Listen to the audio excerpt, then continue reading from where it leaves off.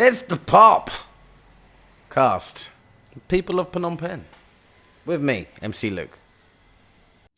So today, Phnom Ritsu, Cambodia, Suk Sabai. It is MC Luke here, and I'm back once again for another POPP-Cast. We are on episode 7 this week. Episode 7. Thank you again, everyone who's joined us on this journey so far of talking to these fantastic individuals from around the Kingdom of Wonder, Cambodia. This week, we are joined by T. I'm not going to butcher his Khmer name because I will. He is an owner of a fantastic Italian restaurant here in the city called Pacific Pasta. And let's bring him on the stage and we'll see what he has to say. What's up, T? What's going on, Luke? How's it going, buddy? How you doing, bro? You good? Oh, hanging in there. Yeah, all good. Good, man. Good. Well, thank you, firstly, for joining us this week on the POPP. And I know you're very busy. You have a lot going on. But yeah, welcome. And how's your day going? Where are you hiding out to do this? Happy to be there. Happy to be here and joining you, my friend. Actually at Brown Coffee right now. It's right next door to the restaurant. I was explaining to you earlier that if I'm in the restaurant and customers there, they tend to always want to chat with me and take me away. So for me to get a little bit of silence and alone time, I choose to come over here. So I'm coming to you from Brown Coffee Shop right now.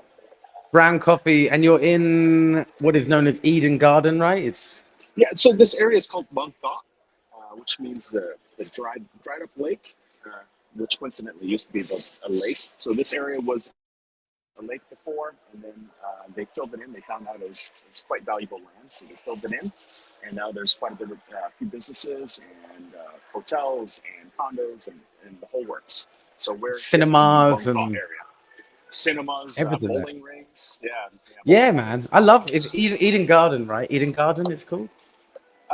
So Eden Garden is actually across the street. We're in Callendale Mall. So we're right next to each other.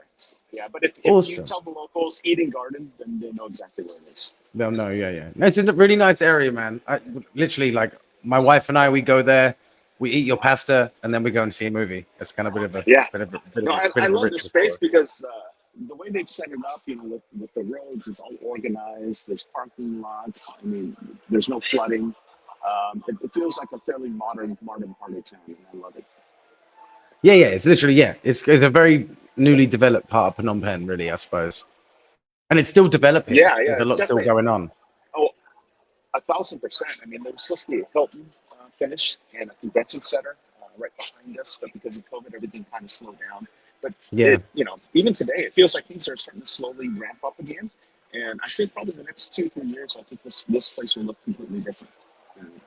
I mean, it already does. I mean, compared to 5-6 years ago, it's a completely different area now. But yeah, awesome, man. We'll get into the pasta in a moment, but first of all, sure. Of course, you're Cambodian. You're American. I like to call Camerican. Sure. Yeah. And am I right in saying you're from Washington State? Correct. Yeah. So. A little bit of backstory. Born here in 1979 during the war, during my parents' escape, my family's escape to the Thai border. And so I was born somewhere between the Battambang area and the Thai border. And we were there in the refugee camps for about 6 months. And then we were sponsored over to Washington State, where I grew up. So I spent about 40 years there. And then kind of bounced back and forth between Washington State, California, and also lived couple years in Italy as well. Wow. Okay. Yeah. You've been around. All over the place. Johnny Cash over here. Awesome. Yeah. So you're born in 79. Yeah. And your parents were located in the refugee camps in Thailand. Right. So so born 79, refugee camps, and then directly to Washington State where we've been since. All my family's still back there. So most of my family's still in Washington State. And then I've got a sister down in Texas. But I'm the only weirdo that chose to come back to Cambodia and open up a restaurant. So I'm kind of here solo. Back to your roots. Yeah. Awesome. That's so cool. I think, sorry, just to touch on the camps, because I think a lot of people kind of around, people who are listening, forget that a lot of Cambodians were, in this kind of limbo in camps in Thailand until they were relocated Right. around the world.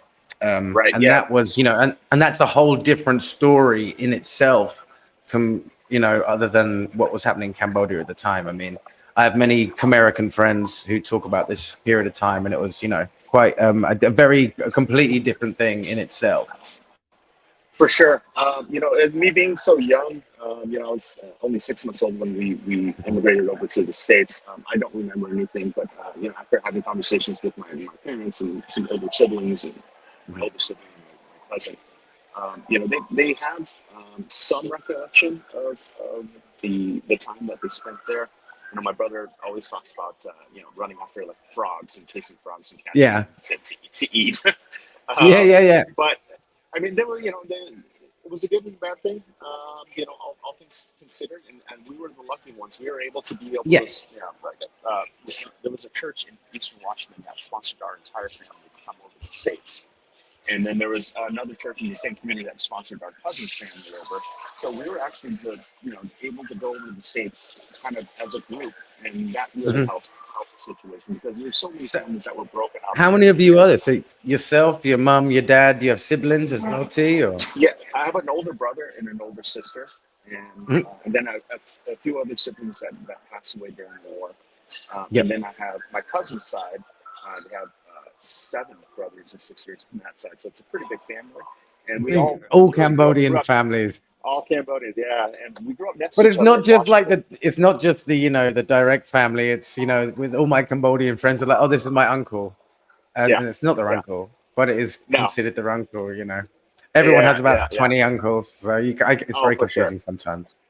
Yeah, So yeah, you yeah. grew up in Washington State, and I suppose you're educated in Washington State. When did you fall in love with food? So it happened about a little bit later in my career. Usually, chefs around my age get into cooking around like 18, 19 years old, Yeah, yeah. pretty early on. But I didn't really, that spark really didn't flare up for me until a little bit later. So I was actually studying finance and accounting That sounds fun. for several years. Yeah, yeah, quite the opposite. But Yeah, I thought, Cambodian parents or Asian parents in general, they really want to push their kids to be successful, business, finance, medical field, all of that. So yeah. I felt the pressure to do that and follow in my brother's footsteps. He turned out to be a wonderful CPA and still is. And I thought I was maybe just gonna, follow his lead. And then, one night I woke up. I was working as an accountant for a construction company, and I just realized Mhm. that the passion wasn't there. This is not what I want to do for the rest of my life. And I want to do something that I loved and was excited about, and would wake up every day and want to, just go into work and just do it. And cooking popped up in my head. I've always been interested in it. At the time, the food was just like was booming, and all these cooking shows were popping up, and I was always found myself glued to these shows and really Yeah. super focused and interested in it. I said, why not? So I reached out to a couple of culinary schools, and one wrote back to me in San Francisco. And literally within about a month or so, I moved down to San Francisco and started culinary school. Cool, man. So you were in San Francisco for a while. Yeah, yeah, I love it. The Bay Area is amazing. Wonderful Yeah, food hell yeah. culture, awesome people. I mean, the climate's a little bit better than it is in Seattle, not as cloudy, but equally as cold, maybe even a Yeah, little it's bit cool. Yeah, chillier. yeah. I think people have this kind of idea about San Francisco that it's in California. It's hot all the time, man. It's Yeah, not. You no, get down into the Bay. It's pretty cool, cold all year round. oh, for sure. Yeah, yeah, I especially found in myself. summertime. I was there for Jerry Day at Jerry Garcia Amphitheater for Jerry Oh, from man, the Grateful Dead. Yeah, I found myself sure. there many years ago. I saw the Jerry Garcia band, and yeah. Anyway, that's a whole different Yeah. story. Um, so you went to culinary school in San Francisco, or you working?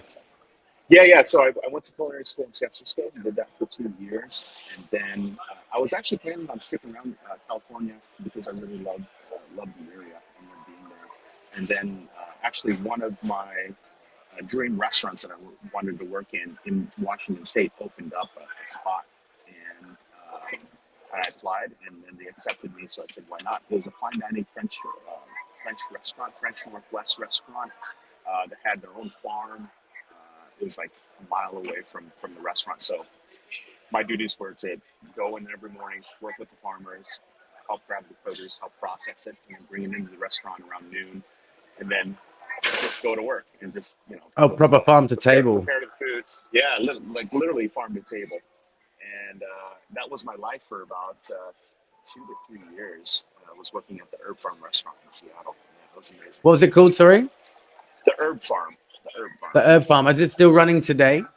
It is still running today. Yeah, It is. All right. they just changed ownership, but they focused on fresh herbs. So every component of every dish had different herbs uh, associated with it, and it was amazing. It was an awesome learning experience, especially for an up and comer chef. Yeah, yeah. They had wonderful mentors there that taught me a lot about cooking, a lot about how to develop flavors and food, and how to compose dishes. It was like going to school, but they were paying me, so I couldn't. But this was kind of like this is French dining, Yeah, it was definitely French fine cuisine, dining. fine dining. Yeah. 100%. Yeah, I stuck around with French food for a while, actually for about 5 or 6 years.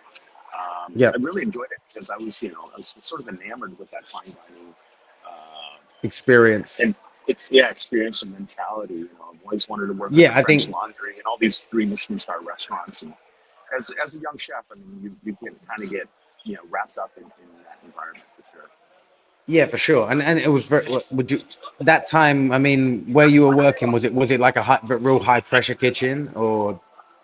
It wasn't super high pressure, but there was some pressure. It wasn't like your traditional like 3 Michelin star restaurant. Yeah. It was a little more casual, but there were moments where the chef certainly brought me to tears when I messed up. So I've learned a lot. I've learned a lot in that environment, and since then, I've worked with several like 3 Michelin star chefs, and I've been in that environment. And let me tell you what, I don't like it. It's not for No, me. no, I'm no. a little bit more Exactly. laid Yeah. back. Yeah. Yeah. I mean, I only did it because I really wanted to push myself and see where my skills were and how it compared with everybody else. And again, Mhm. it's more for my ego's sake than anything. But at the end of the day, when I got that opportunity to work in Italy, that really kind of changed my mind and flipped the switch in my head about the kind of food that I really wanted to do. And it made me realize I Timescale really wise, enjoyed sorry, it. T. Like timescale Yeah. wise, you're in San Francisco. You're working in the farm to table restaurant, and then Yeah. how did you end up in Italy?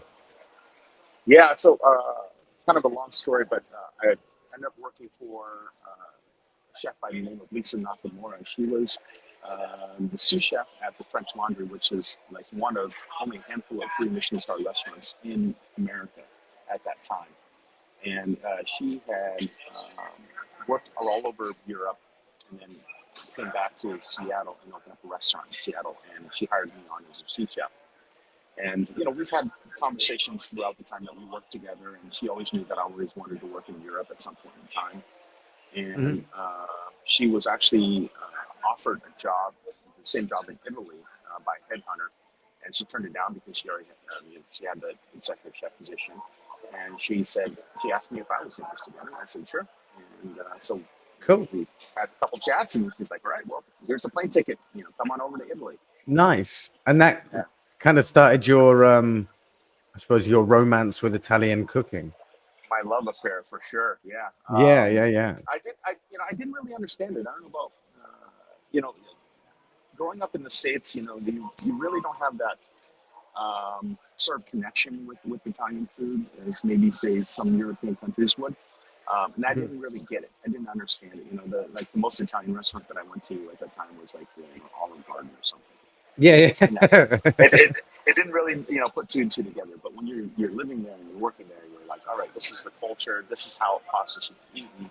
This is how Italian food should come out, and this is how it should taste. I got it. And when I came back, it was just like that was the only thing that made sense in my life. And I So came where back were and I you in worked. Italy, T? Yeah, I worked in a little small town called Asti, Asti, like Asti Spumante. Okay. It's in the like Barbera region. And it's right in between Milano and Torino. So I was probably about a Hmm. 2 hour ride to Milan and then maybe 45 minutes to Torino. wonderful wine region, truffles. Yeah, the food was awesome, and we were like maybe like an hour or so away from the Swiss border. Yeah, We went to nice. Lugano. Yeah, it was beautiful. It's gorgeous Yeah, up there. It got a beautiful. little I love it got a little Italy. cold up there. Yeah, a little Yeah, for chilly. sure. Yeah. Yeah, There's nothing wrong but with that. Nothing wrong with that. We were no, in no. where were we last year? We were in like the Asturias region last year. It was my Oh first man, time. I've flown into Italy and out, but it was my first time actually spending an extended period of time in Italy. And yeah, I mean, I would live there in a heartbeat, like yeah, gladly. It's yeah. just What was your favorite thing to ridiculous. eat during your trip? Do you have a favorite Um, meal or favorite food? Everything. I think it Yeah, just. I did not have a bad meal. yeah, It's just one of the, it's one of those places like you can't have a bad meal.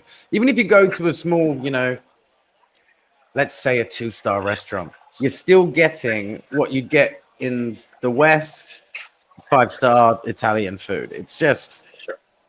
just like a mama makes, Yeah, yeah, yeah, for It's sure. just beautiful food. Like I had such a great time, and yeah, I think I could do like 6 months a year, 6 months a year up in the mountains. Really? Yeah, lovely. All Yeah, I right, could do that. all right. Yeah, Oh, you're a that's mountain a kind of guy. really You don't want to be close yeah, to the yeah. I mean, beach or anything. because I spent such a long time. I lived on Koh Phangan in Thailand for Oh yeah. God, maybe like six or so years, and I think I just got beached out.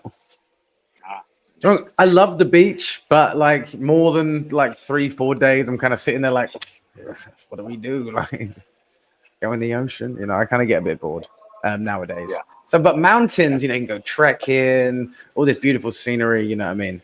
You kind of seen one beach. If you see like one of the best beaches in the world, kind of nothing That kind makes of sense. hits as hard. But Yeah, yeah, anyway, there we that makes go. sense. So you're in Italy, and then Yeah. you came back to the States, or you came straight to Cambodia. Yeah, no, I went back to the States. I think I ended up working for a couple different hotels at that time. Yep. I worked for, like, I think I spent like 2.5 years at the Hyatt. Oh, It was a lovely. good experience. It was good for me to kind of see that side of food and get that under my belt because I knew eventually I'd love to be an executive chef somewhere, and you needed Yeah. that kind of hotel experience to get you through. But yeah, and then after that, I was actually hired on to um, there's several years after that. But after that, I was given an opportunity to be the chef of an Italian restaurant in Seattle called Rione 13. So it was a Roman style Italian restaurant. It's on All the right. backside of Seattle. So it focused on Roman dishes. So bucatini al matriciana, spaghetti carbonara, cacio e pepe. List goes on and on. Yeah. And that's when I was really able to kind of spread my wings and say, okay, this is the kind of food that I really love, and I was able to express myself as a Yeah. chef better there than Be a bit anywhere more else. creative. Sure, and they certainly had constraints for me because I really had to stick to the Roman theme. But by and large, I mean it was a great experience for me, and that's when it really locked in my head that this is the kind of food that I really want to focus in on for the majority of my career. Sure, I love French food. I love cooking, bouillabaisse and coq au vin and all that stuff. Like it's still near and dear to my heart. But Yeah. when it comes to like day in and day out grinding away in the kitchen, Italian food is probably the best for me. It's soul food, man. It's soul Yeah, it food. is. It You is. know. It's honest. It's not pretentious. It's like there's only a handful of ingredients to every dish, Yeah. and if you mess it up, you mess it up. I mean, Yeah. but there's not a lot of heavy sauces and fancy decorations that kind of takes you away from that experience. It's like it's just the food, and it's honest.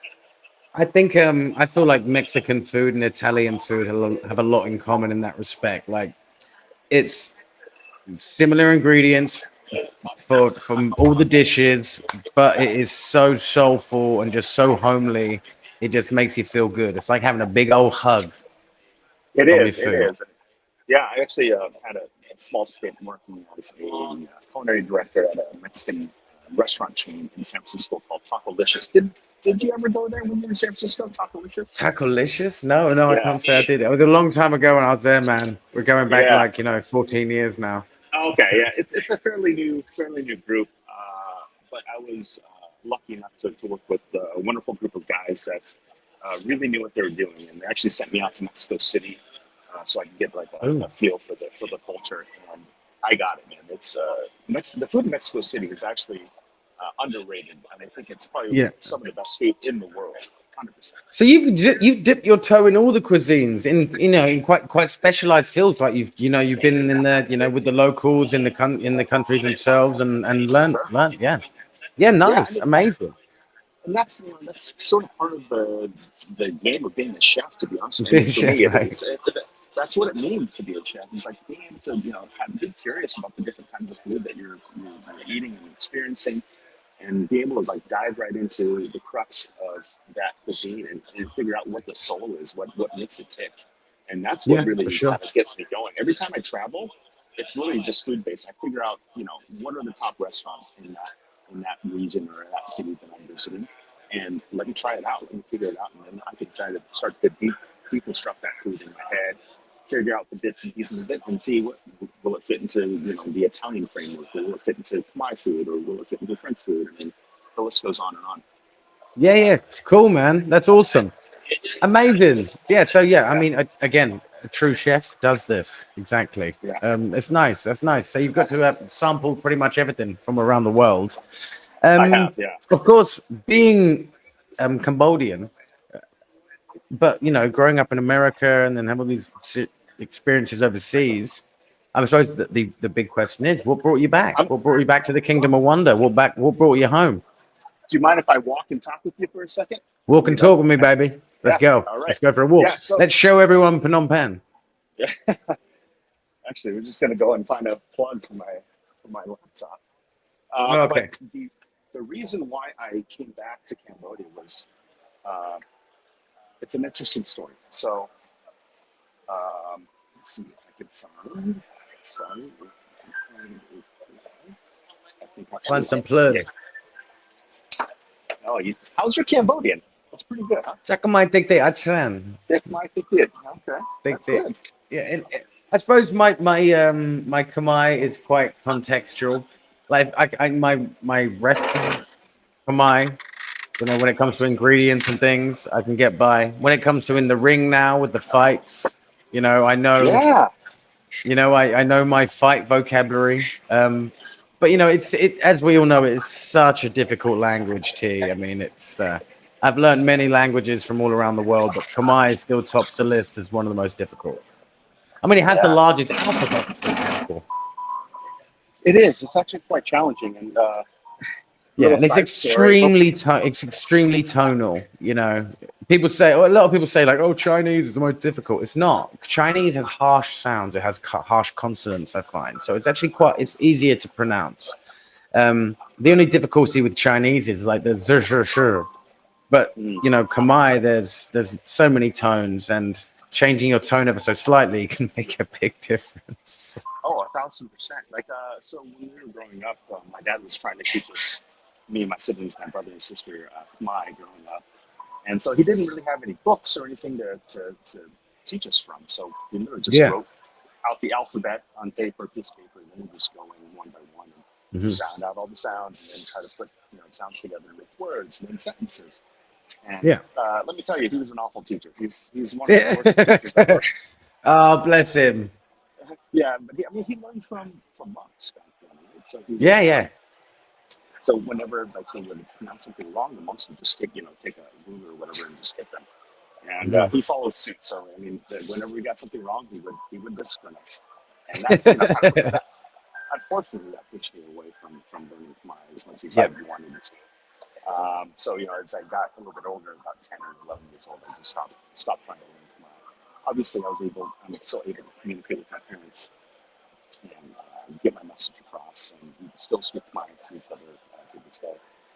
Um, but that really hindered my progress with the language. But now being here, it's really helped kind of force me to relearn all those lessons again, and it's been I mean, a you wonderful seem. I experience. mean, I was under the impression you were just completely fluent. On Yeah, the, on I that on this note, let me yeah. just bring this up here Yeah. because I found this lovely clip. Uh oh. You're gonna surprise me. like គ្រួសារខ្ញុំនៅនៅ Oh Senegal boy. និងទី2ទៀតខ្ញុំទៅធ្វើការនៅ I can't អ៊ី even តាលី look at នៅ it. ទីក្រុង Wow. Asti អ៊ីតាលីម្ហូបខ្ញុំឆ្ងាញ់ជាងគេម្ហូបអ៊ីតា Oh លីឆ្ងាញ់ជា boy. ងគេខ្ញុំធ្វើជាចំហ18ឆ្នាំហើយអូននៅស្រុកអាមេរិកនិងនៅស្រុកអ៊ីតាលី Oh ផង man, it's like nails on a ហើយខ្ញុំ chalkboard. ធ្វើម្ហូបបារាំងអ៊ីតាលីជប៉ុនរស់នៅសហរដ្ឋអាមេរិកព័ត៌មាន See, I mean, like to me, California, San that Francisco you know, បន្ទាប់ពីនេះខ្ញុំធ្វើការ that's fluent. I mean, but that's just me. I mean, so I'm Yeah. guessing that was a local news service who came to visit you at the restaurant. It was, yeah. Gosh, I'm not getting any kind of power. I'm sorry. Hopefully, I don't get cut off from you. Sorry about this, buddy. Yeah, that It's was all a good, man. local company that came by and interviewed me for the opening of the restaurant. And boy, was I nervous, man. And I still to this day, I can't watch that clip because it just kind of, I don't like hearing myself speak Khmer at all. Yeah. So, I mean, this kind of leads me on to not only your journey coming back, which we'll get back to in just 1 second, but Uh-huh. I find Americans, who come back seem to be, quite a fascination amongst, Cambodian people. Yeah, I don't know why that is. Truth be told, like the Cambodians have been fairly. I think I'm going to try to get back to the restaurant. I think we could make it because I don't want to can get do cut it. off. Yeah. The Cambodians have actually been really, really good about welcoming us back. I've never found any kind of animosity with them. No, not at all. Everything that I've ever needed, they've been more than welcome to like help me out with getting things. Even just like working around my accent because I have an obvious American Cambodian accent. American twang when you speak Khmer, yeah. Oh God, yeah. I mean, it's as obvious as the nose on my face. Do you get a little bit of pushback when you speak Khmer? I mean, I suppose I get corrected, which I'm more than happy to. When you say push back, I mean, what do you mean push back? Sometimes, like if you go to a different country and you try to speak their language, you kind of, if you don't say things correctly, if you don't pronounce words correctly, they sometimes give you like a side eye or like a weird vibe right back. I don't know if you've experienced that in France or any other country. Okay, so I suppose in everyday life, I'll get a giggle and I'll get corrected. Sure. But when it comes to what I do professionally, people are quite critical. And I've had some rude comments. But at the same time, I like to think that what I'm doing, I'd like to think what I'm doing is being appreciated, that I'm trying. For sure. Because don't get me wrong, man, like I listen to Khmer presenters and announcers. I listen to them pronounce English and Arabic names, French names, and it is completely wrong. Completely wrong. But I would never dare say to them, hey, you should not pronounce it like this. Right. But look, I'm on a journey of learning Khmer, and don't get me wrong, I also get a lot of fantastic comments of people being like, "Oh, Kunsharan, thank you for trying." I got a great compliment on my welcome to the ring the other day, which was Makan Sang Fien. I got a really good, like, "Oh, that was very good." I was like, "Oh, that was very good." But then I do get a lot of comments of being like, "Oh, you didn't pronounce his name correctly." It's just like, well, bear with me. I'm trying. I'm trying. Because I make a point of introducing Khmer fighters in Khmer. Any foreign fighters, I'll introduce them in English, out of respect, because I'm a guest in this country, I'm not Cambodian, I'm not like yourself, you know what I mean? I'm still learning, and I'm learning every single day. So I wouldn't really call it pushback. Of course, you're going to get negative comments no matter what industry you're in, especially in when you're in the public eye and you're on TV every week and lots of people, like thousands of people watching. It's it can get a bit, but hey, I take it on board and I learn from it, you know. But I think it's a matter of trying, and I think that goes a long way. In other countries, when I've spoken their language, I've had people directly say to me, I'm not going to name the country, but they've directly said to me, don't speak my language. I don't like that you understand. That's a little aggressive. That's a little much. Yeah, a little yeah. anyway, that's how it is. By and large, the Cambodians have actually been pretty good about helping correct me in my pronunciation. And the Khmers are great. Like, I think, there's a good reason we both live here. They're just a fantastic people. They're just truly just so lovely. Just walking my dog every morning, I get about 10 lovely interactions. It's just nice. It's really, really nice. But the interviews that I've done in Cambodian, sorry to interrupt, they have been well received. And even though that I don't speak as fluently as the locals do, or as eloquently as they do, they see me trying. And I think compared to some other Cambodian Americans my age that can't even push out a couple of sentences in Khmer, I think they appreciate the fact that I'm at least trying, and I will continue to try.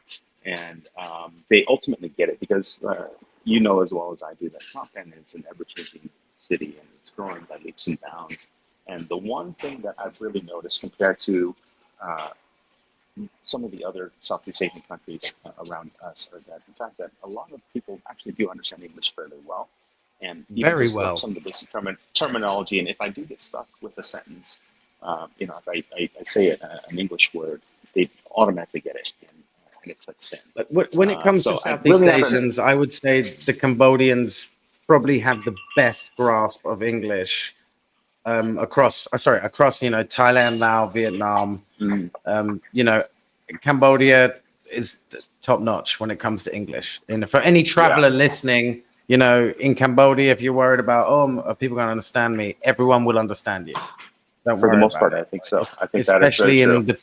If you're as a traveler and you're coming through, traveling through hotels, buses, planes, trains, automobiles. And that wasn't always the case, even just like 10 years ago, that wasn't the case. Because I came here with a buddy of mine, and he had a hard time getting around town and communicating what he needed. Well, I think a lot of this rising middle class, I think that what I read recently on the news, it was so funny because, of course, the change from Hun Sen and now Hun Manet is in power. Yeah, a lot of people are explaining it as from Oxfield to Oxford. The change in generation. That's an interesting analogy for sure. I think exactly. So you got to remember this generation before. I mean, they grew up. It was it was war torn. They grew up through extremely hard times, and they didn't necessarily get an education.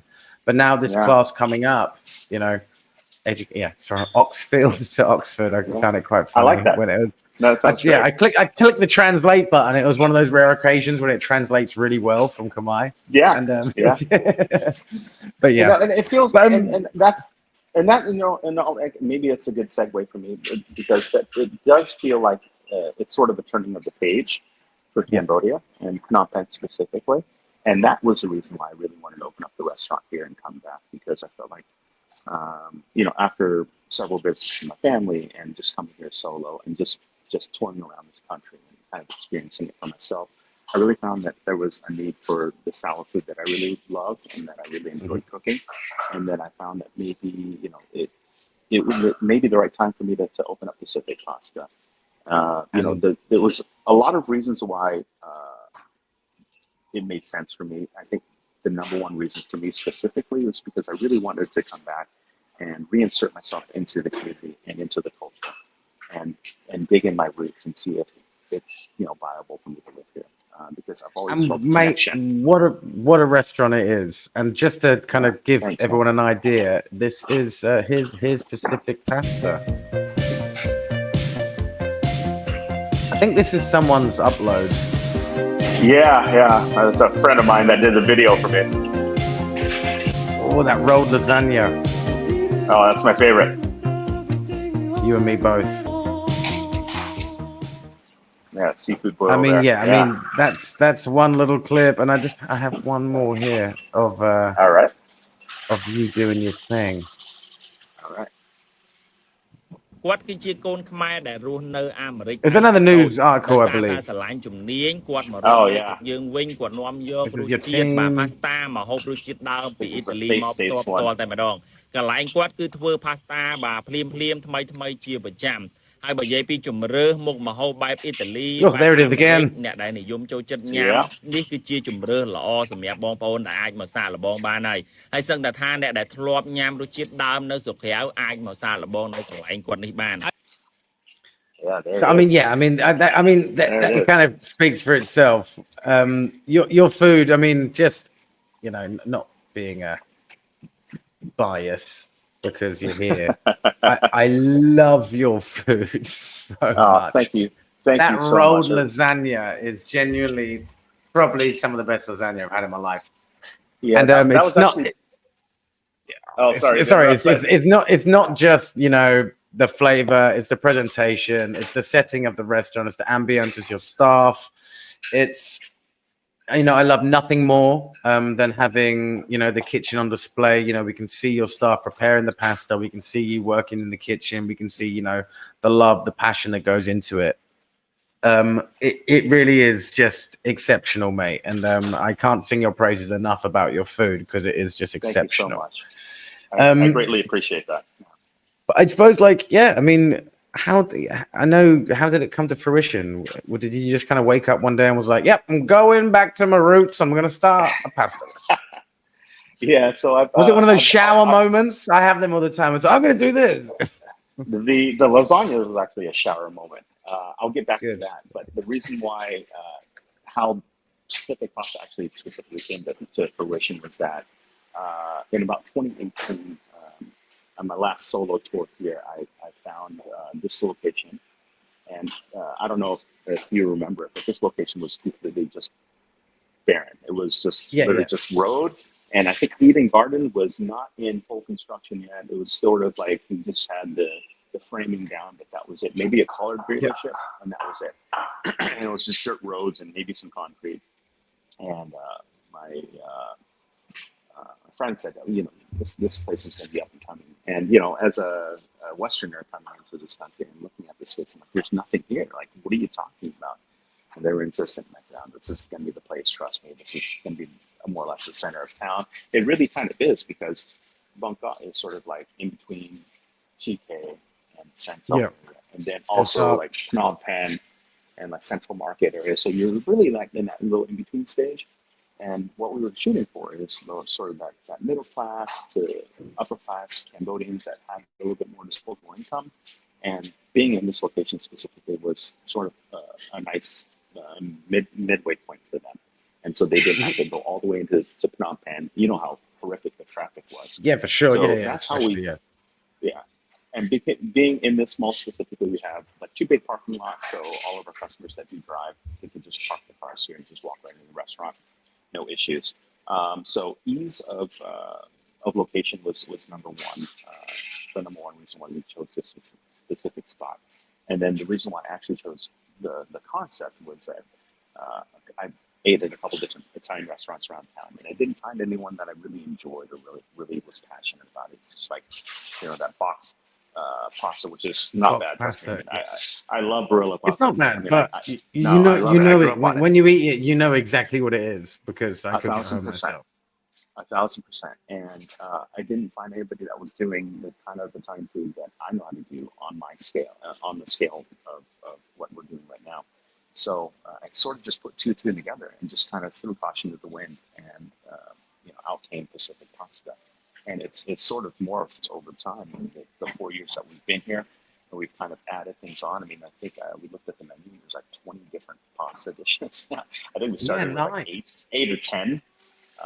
And now, just to show some people. I mean, here we go.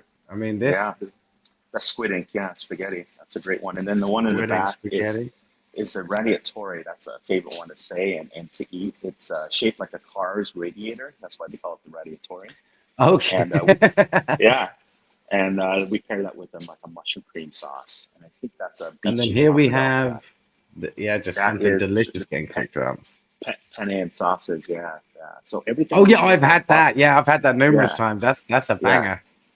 Yeah. I mean, So and like all this, the pasta. it's just so beautiful what you do.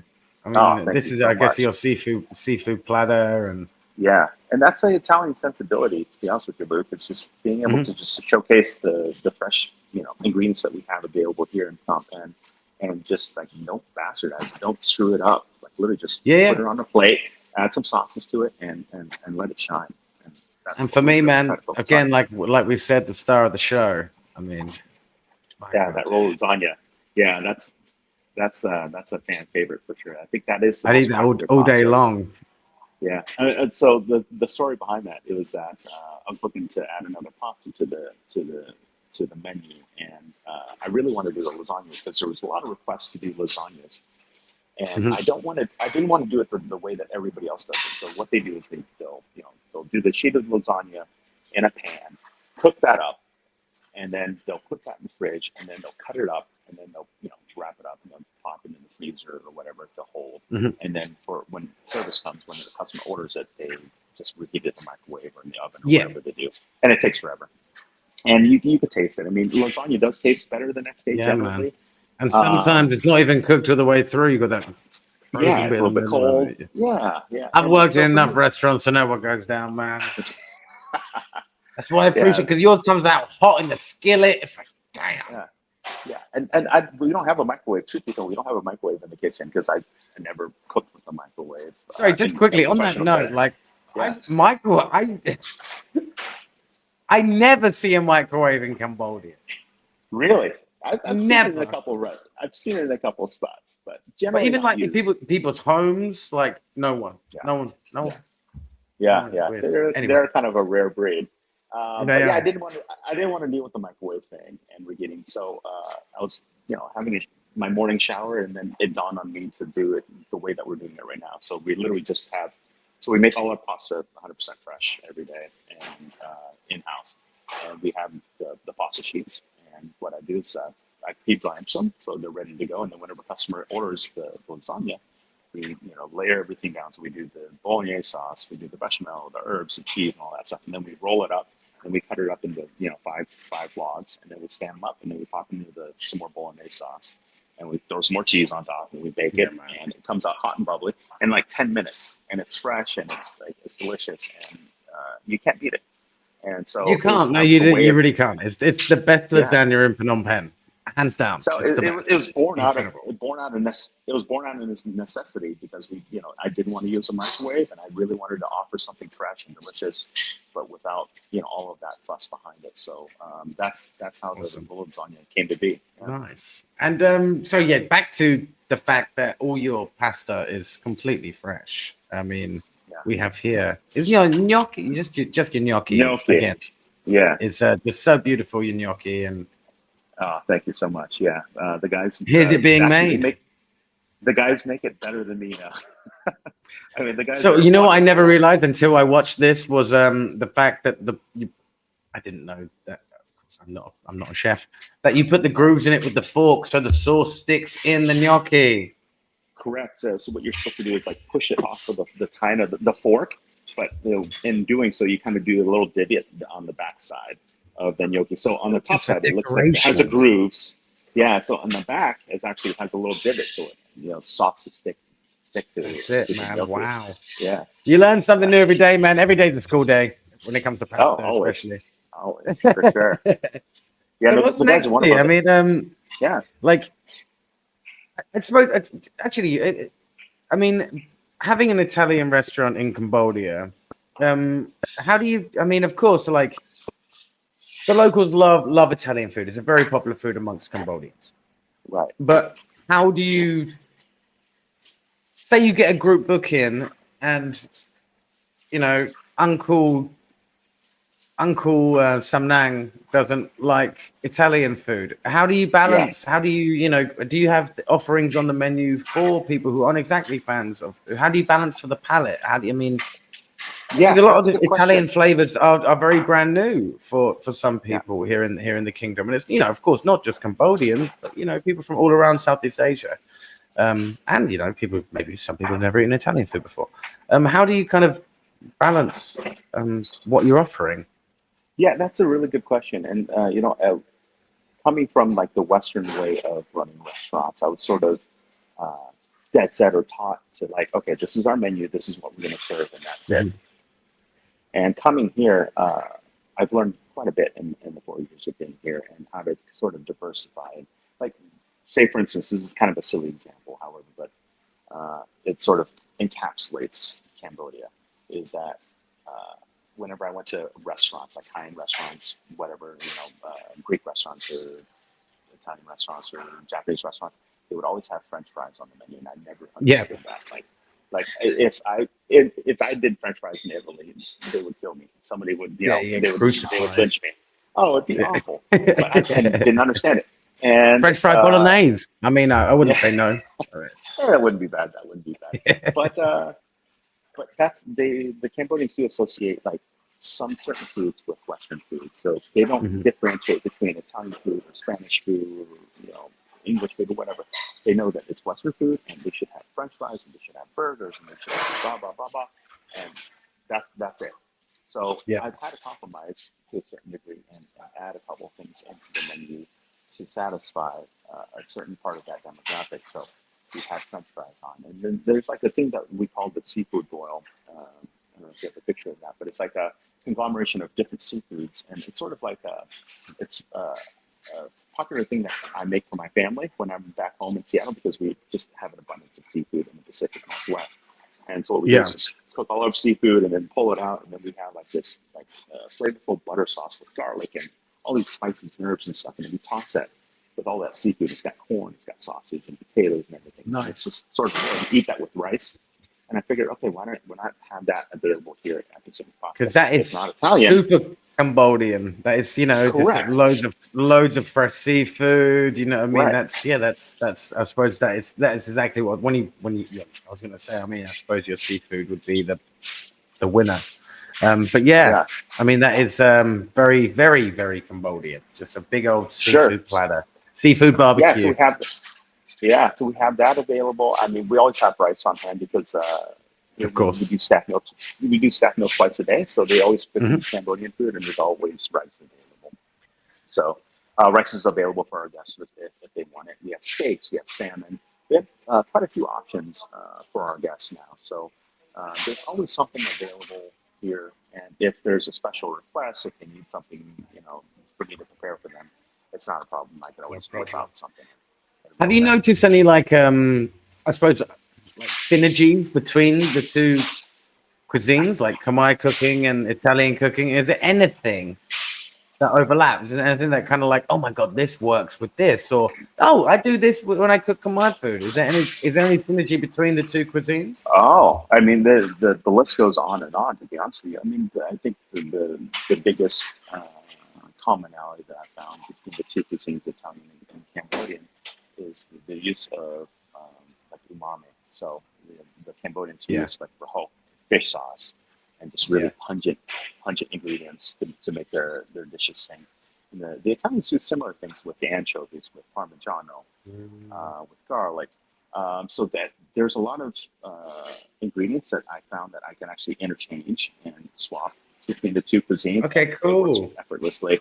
I've done a couple of like Iron Chef competitions where I had to like whip out a Caesar salad, and then they didn't have any anchovies for me to use. So like I just there's a bottle of fish sauce. So let me go grab some fish sauce. And I could probably use brahok actually if I really small quantities, but I definitely small, very small. It's for those who are listening and don't know what brahok is, it's a very, very strong flavor, very strong, very pungent.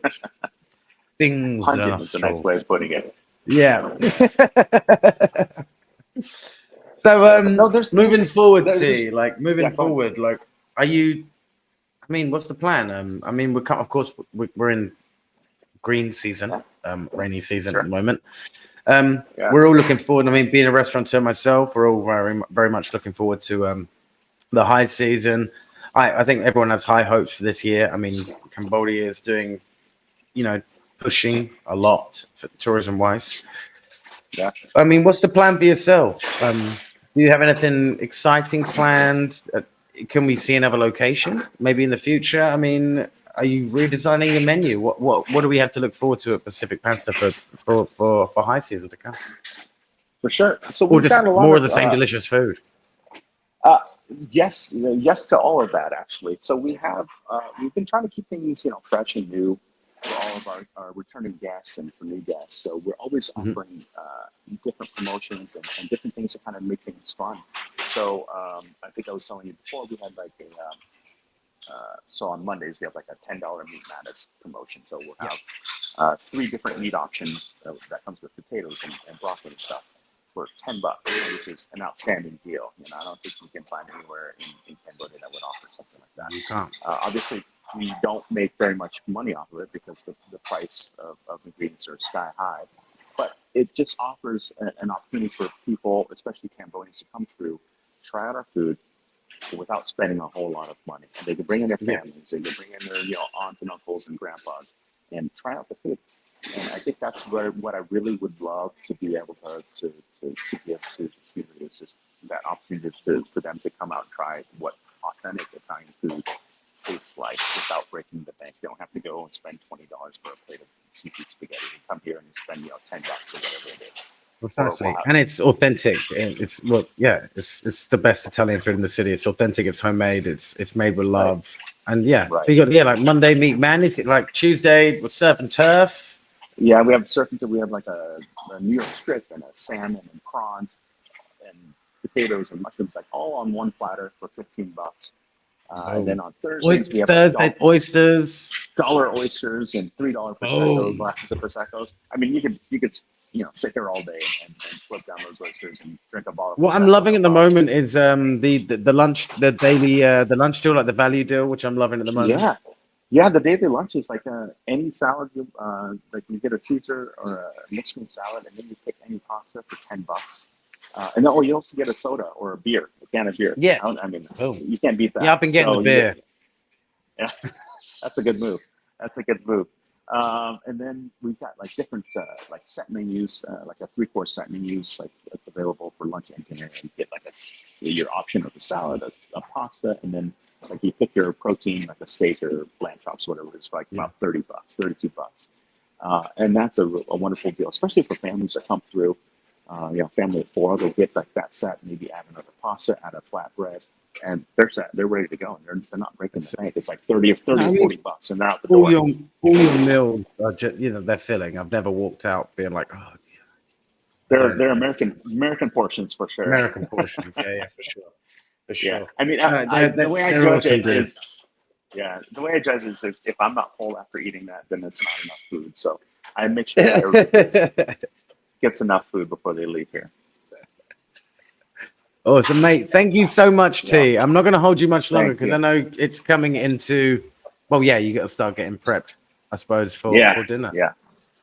Mate, thank you so much. I will see you soon. I'll be in after Chamben for some delicious rolled lasagna. But T, it's been an absolute pleasure. Thank you is so there much anything for you'd your like time. to mention before we finish up? Anything like, who do you want to shout out? Anyone in particular? No, I just really wanted to thank the community in general for supporting us through 4.5 years of being open. I really feel the love. I love being here. I love cooking here. I'm really looking forward to what Pacific Pasta can be in the future. We are actually thinking about changing locations soon, not too far away from here. We'll see. But we might find another location and hopefully a second location shortly thereafter. But, one step at a time, and we'll figure it out together. But thank you for your time. I really appreciate it. It was nice chatting with you, buddy. Hey, mate, it's been an absolute pleasure. Thank you so much for coming on. I know you're busy. I know you got a lot going on in the restaurant. You've got a lot of pasta to make. I'll see you very soon, my brother. Thank you so much. All right. Take care. All right. Hang. I'll continue. Talk to you soon, buddy. All right. Bye. Guys, thank you to everyone for joining us once again for another POPP-Cast number 7. I will see you next time. I hope everyone is enjoying their Chamben and having a great holiday. And we'll see you next week with another guest on the POPP. Thank you.